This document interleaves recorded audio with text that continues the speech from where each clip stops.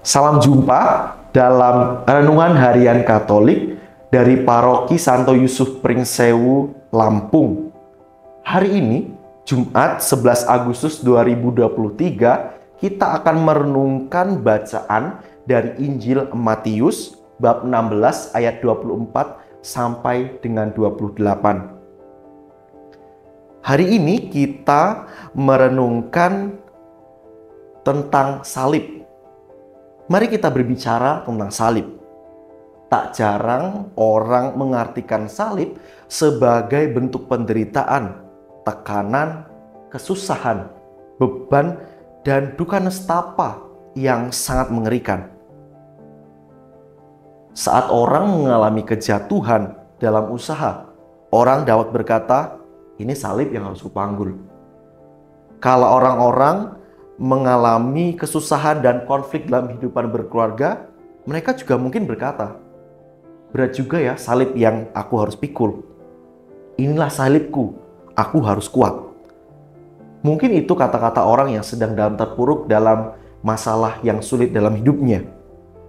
Barangkali kita pun pernah mengatakan hal-hal dan kata-kata yang demikian dalam kehidupan kita ketika mengalami penderitaan.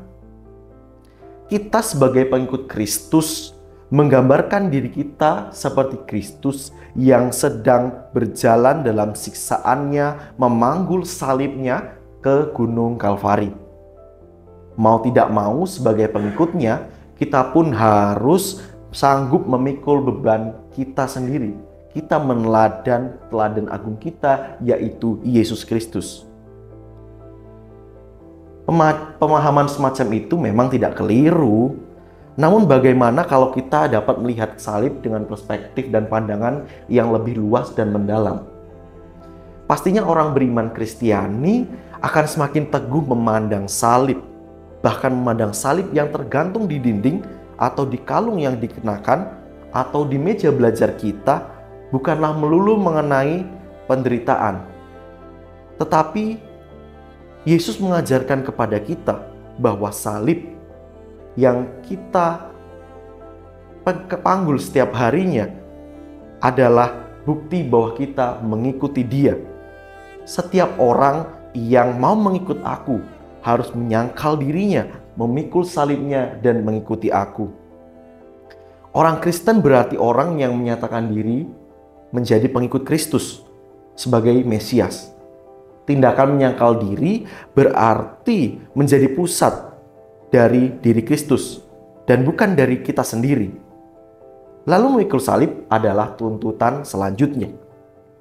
Maka salib adalah konsekuensi mengikuti Kristus. Karena kita mengikuti Kristus, secara otomatis kita mesti memikul salib kita. Dan nuansa yang dirasakan memang lebih luas dan mendalam karena di sana ada pengharapan, ada optimisme, ada penyelamatan dan kemuliaan, penebusan dan kebangkitan. Itulah makna salib. Maka mari kita bersama-sama memikul salib kita setiap hari.